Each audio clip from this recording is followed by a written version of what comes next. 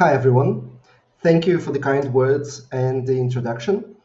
Today, we are simultaneously broadcasting in two separate events. First, I am very grateful and very honored to speak in front of the gathering of RM Next risk managers in India, both for the physical event and for the virtual participants.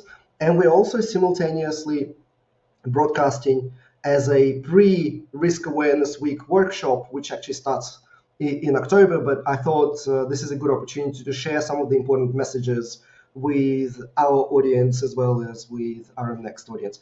So I'm very honored to be part of your event, and I want to kind of give you a few items for the context. I've made a purposeful decision to not use slides because our Risk Academy YouTube channel just recently officially became the largest risk management in non-financial companies YouTube channel on the planet. And I'm going to repurpose this video for the channel after this session. So I know some people prefer slides, but I will try and kind of really focus on some of the messages, and hopefully you can retain in your memory the important messages that I'll be sharing. And today I wanted to focus on three directions that I think spell out the future of risk management outside of financial services, so outside of banks and insurance. And I always have to make that distinction because in banks and insurance companies and some other highly regulated organizations, usually within the finance sector, the regulator pretty much prescribes what risk management should look like. And unfortunately, most of the time, the regulator is putting too much emphasis on the wrong things. So if you were to follow the regulatory guidance on risk management, you would be pretty far away from world class or from something that is actually useful for the organization. So today, and this is kind of what I've dedicated my career to, and I am a practicing, as you heard in the introduction, I am a practicing risk manager. I'm a head of risk and insurance and internal audit at a mining company. I've been in risk for over 20 years, kind of my career spreading from Australia to Middle East to Europe to now Brazil. So I've really worked across the world trying to bring that future to reality. And usually what I talk about is something that I have done 6 months, 12 months before. I try to not be hypothetical. I try to only describe the things that I've actually physically implemented and whether it worked, it didn't work. And the other passion of mine, and this is why I'm speaking in parallel to the Risk Awareness Week audience, is that another passion of mine is to bring different ideas and knowledge from nearby scientific fields. So, probability theory, that's kind of bread and butter of risk management, but there's also decision science, which is a separate field with separate textbooks, separate professionals, separate associations, but they have a lot to teach us about risk management. That's, by the way, why we have a whole day in October dedicated to decision quality and decision science during the Risk Awareness Week, which I encourage you all to join. To neuroscience or behavioral economics, all these kind of fields have a lot to teach us risk professionals on how to do our job better. And this is one of my passions. That's why for the 6th year running, I try and bring these world-class speakers from around the world to share their knowledge in their respective fields and see what we can learn as risk professionals. And I call it Risk Awareness Week, and it's been happening for the last 5 years, and each year between 3,000 and 5,000 risk managers from 120 countries join to participate and learn from that. So let me kind of condense all of that knowledge and my practical experience of implementing into the messages today, and I'll try and keep it brief. I believe that the future of risk management can be described in 3 separate buckets. And when I'm going to describe these buckets, what I think many of you listening, you may recognize some of the things, you may not recognize some of the other things. You may think that you recognize some of the things, but in reality, you hear the keywords and you think about something, but what I mean is actually something completely different. And the reality is that this future of risk management it's I don't want to use the word journey. That's just too tacky. What I'm trying to say is that different organizations, the future is basically like, imagine this big puzzle with many different pieces in the puzzle. It's like 1,000-piece puzzle. That is literally what risk management future looks like. It's 1,000-piece puzzle, and many organizations already have 50 things here and 70 things here and 2 things there. So many organizations are much closer to some parts of the future, but they don't even see, they don't even recognize that there are other parts that exist. So everybody's doing something. Like every organization on the planet is doing bits and pieces that can be recognized as some pieces of the puzzle in this future risk management. And reality is, I don't think there is a single organization on the planet that can boast and say, okay, we've got the puzzle done. Like I don't think that's quite possible. And in my work as a head of risk, I focus on some of the pieces of the puzzle, and I know how long it takes to get that done, and then I switch on to the next part of the puzzle, and it's really it really is a journey. So that's the context. You will recognize some of the things. You may think you will recognize some of the other things. You will not recognize at all some of the other things that I'll talk about, but I'll try and keep it as simple as possible. So I think this is enough for the introductions. I want to make this as interactive as possible. It's virtual, so we have some physical restrictions. I wish we had kind of back and forth dialogue, but here's the QR code. Log into that or go to that web page and ask questions. Or if you're sitting physically in the room for the RM Next event, send your questions to some of the facilitators, and then they'll re-upload. And I'll try and respond to your questions in writing as I speak, or maybe slightly after. So the future puzzle of risk management has 3 buckets. Bucket number 1, and I'll try and describe it as simply as I can. The first strategic imperative for the risk professionals, in my opinion and in my experience, this is what I've been doing for the last 10 years, is to nudge the organization from a deterministic world to a stochastic world. I think we as the global society have matured enough to realize that many of the things in our life are actually stochastic. And using simple words, what this means is that there's a lot of uncertainty and volatility in the world. And I'll try and give you some examples on that, because this is groundbreaking stuff, because it's literally the opposite of what most risk managers on the planet are doing. Imagine a business plan or a budget or a new investment project. There's usually some sort of NPV model, or there's some sort of cash flow calculation. There's usually some sort of Excel calculation or ERP software calculation. And in that calculation, the management makes a lot of assumptions. For example, they say, okay, the foreign exchange for us in Brazil, for example, it is 5 Brazilian reais per dollar.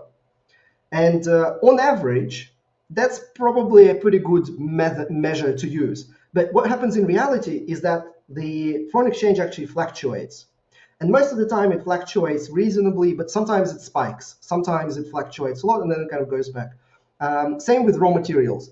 Electricity kind of goes like this. Depending on the market, it can go like this. Sometimes it can go like boom, and then it starts living in the new reality. Same with gas prices, diesel prices. Everything in life is stochastic. Everything in life kind of fluctuates. There is some deviation. There is some sort of volatility that exists. And this first bucket, this first imperative, this first objective for the risk management, I think this is the huge opportunity for us as risk professionals in the future, is to nudge the organization, meaning nudge the CEO, nudge the CFO, nudge the head of strategy, nudge the head of operations, nudge the head of procurement, nudge the head of legal, from living in the world of averages, saying like, okay, for this equipment, we have 98% availability. And on average, that's probably true. Although, that also needs to be investigated, because most of the time the average is used in business plans and decisions and investment projects are not actual averages. But that's a whole separate story. On average, it may be fine. But in reality, if you actually looked at the particular piece of equipment performance, what you would see is it's available, available, available, 100%, and then it's suddenly not available, and then it could be not available for an hour, 3 hours, a day, a week, a month, 6 months. 6 months is obviously a major incident, and that's the way insurance would typically kick in. But the reality is that we think it's 98% on average, but it's actually never 98%.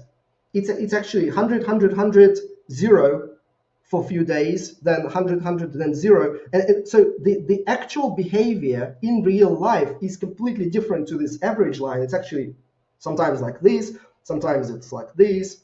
And the same with ore grade in mining, for example.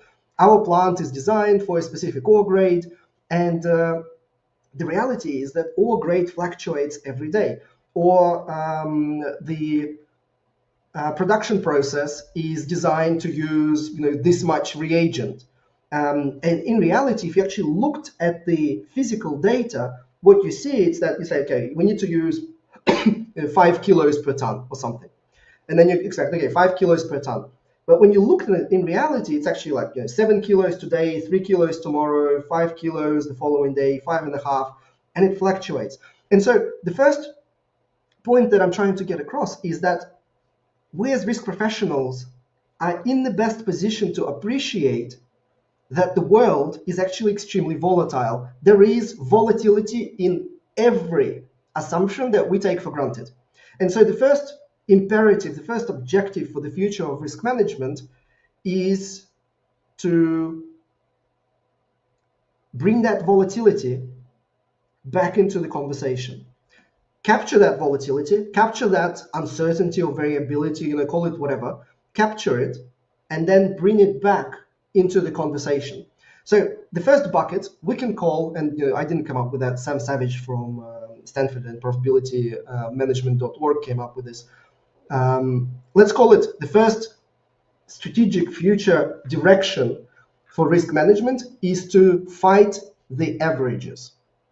And this, you're listening to this now and you're like, okay, good, like maybe I don't quite understand the significance of what I'm saying. What I'm saying is groundbreaking stuff. Like this is going to change the world for the risk management profession. This will tip it upside down completely, because I haven't. This is the number one priority. I haven't even mentioned the word risks or risk registers or list of risks or identifying risks.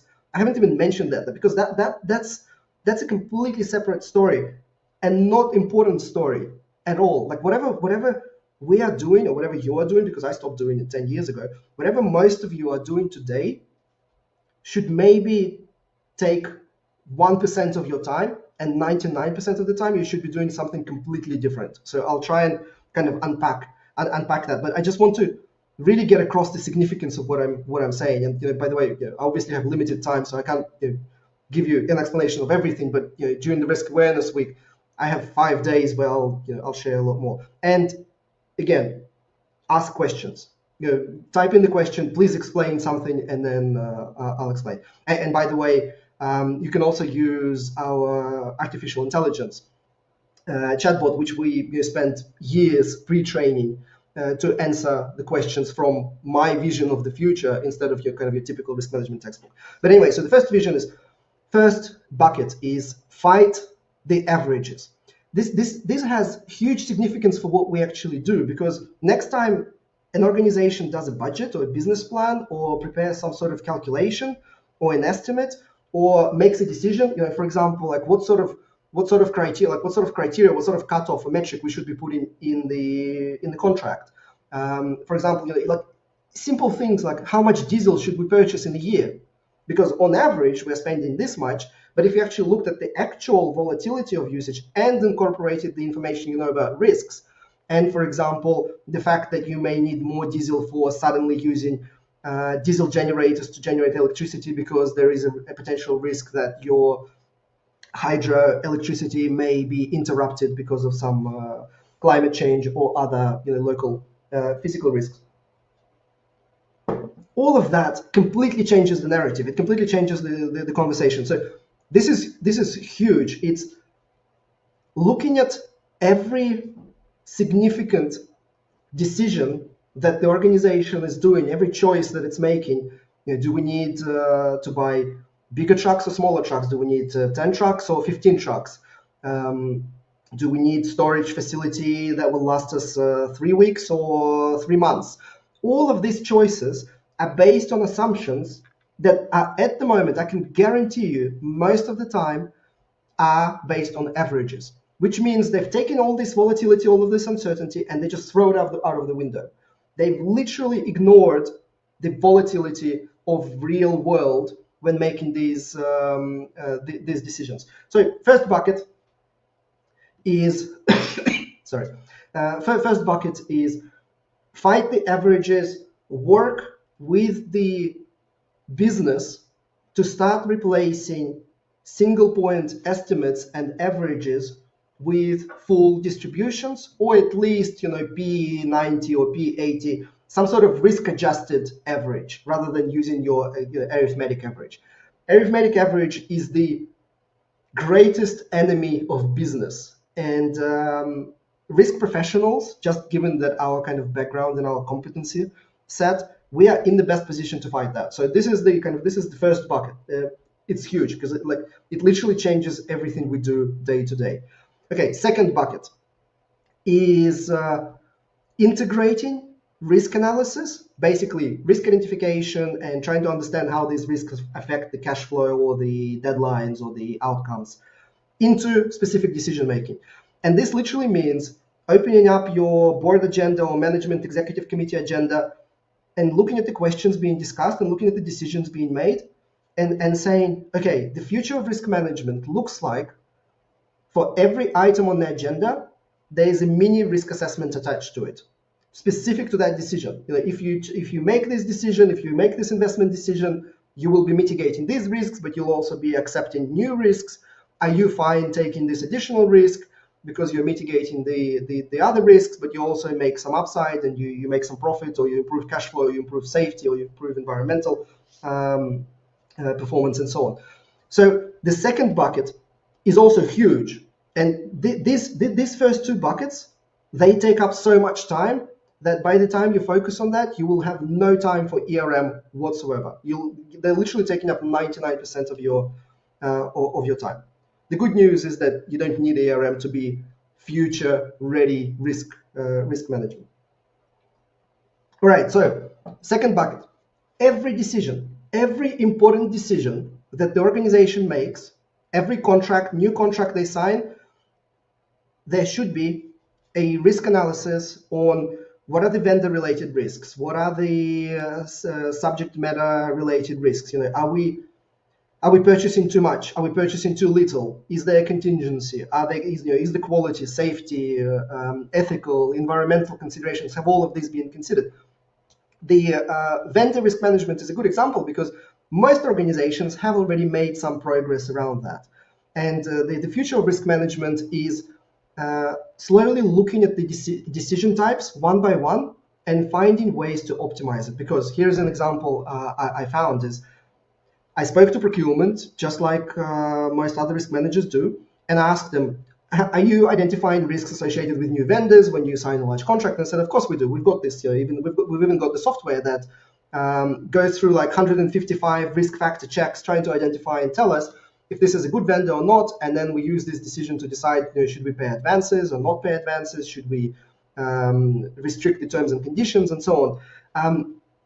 And then when we actually looked at the methodology that the third-party provider used, what we discovered is that they had a 70% false positive, which means 70% of the time they were misclassifying good vendors as bad and bad vendors as good. The methodology was completely uncalibrated, misbalanced, and we had to kind of rewrite the whole thing. So what I'm saying is that for many decisions, this is I think what is so surprising still in our profession, is that for many important decisions, there is no methodologically structured risk analysis at all.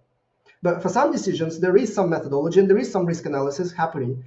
You'd just be surprised if you actually looked at the methodology behind the story. What you'd be surprised is that most of the time it's actually pretty unsophisticated. But it's not even that. It's most of the time it's misleading. It's not just risk management brings more sophistication. That's not really the goal. The risk management sometimes corrects fundamental flaws in the methodologies because the decisions are actually steered in the wrong direction.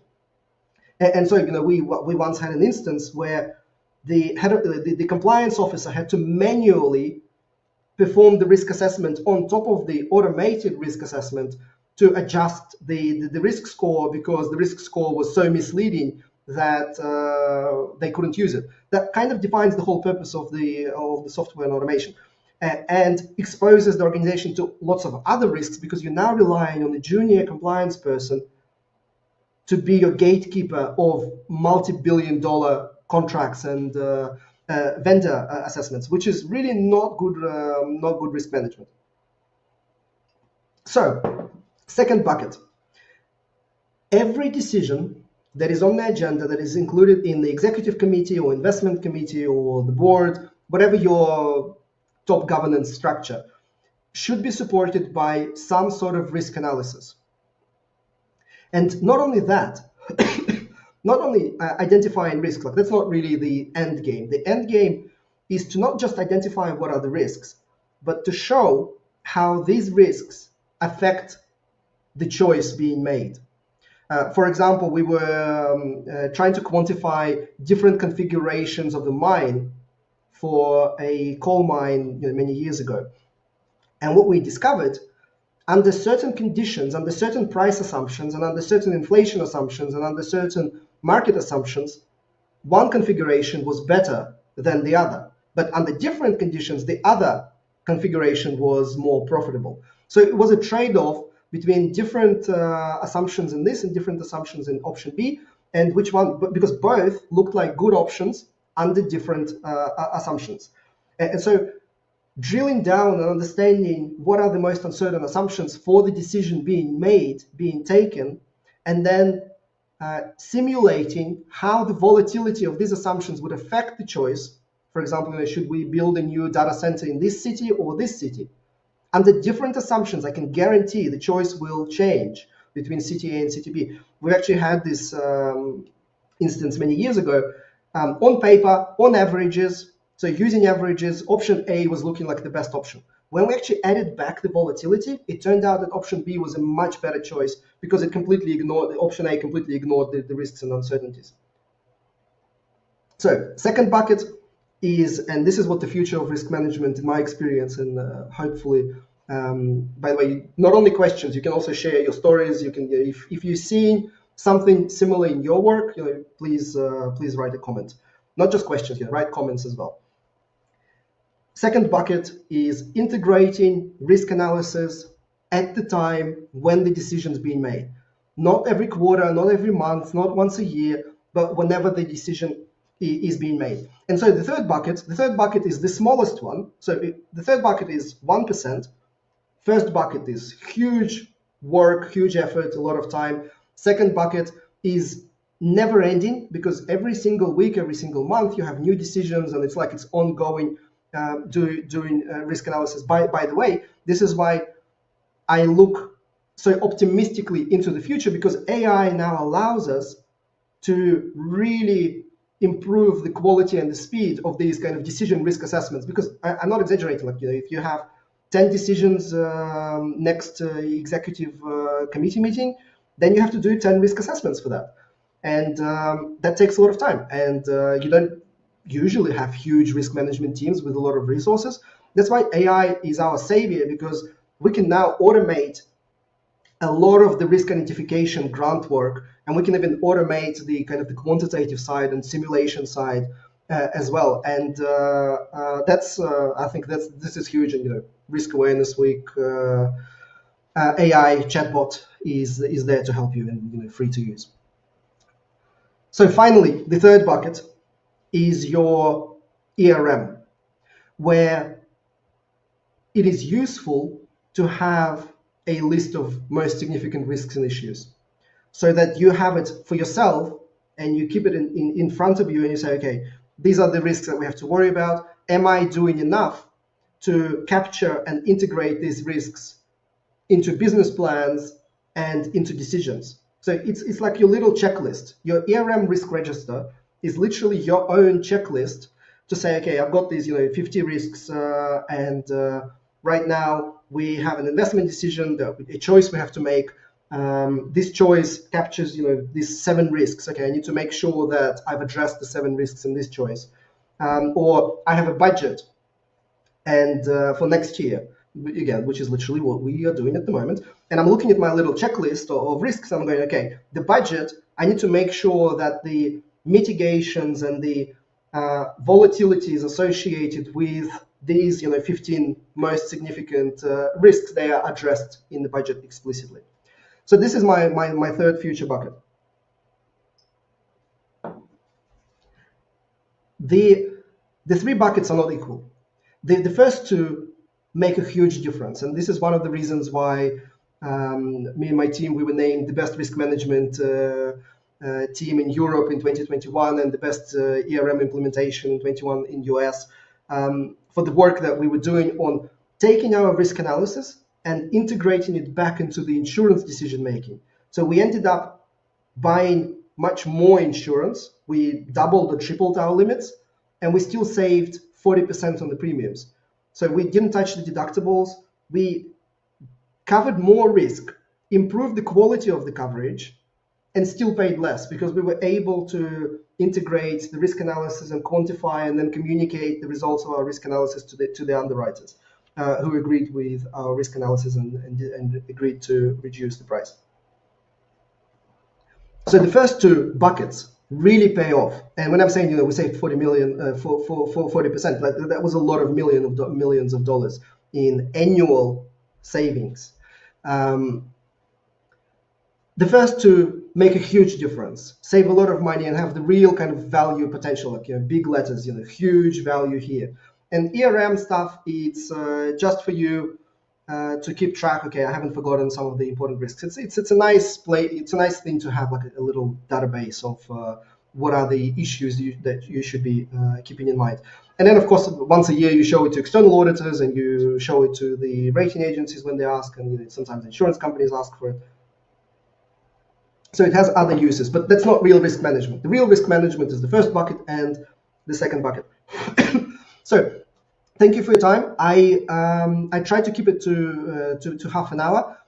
Ask questions. I will continue staying online and responding to your questions in writing. If you're watching this in replay on the risk awareness website and you ask a question the following day, also not a problem. I'll get an email whenever the new questions arrive, so I'll try and respond.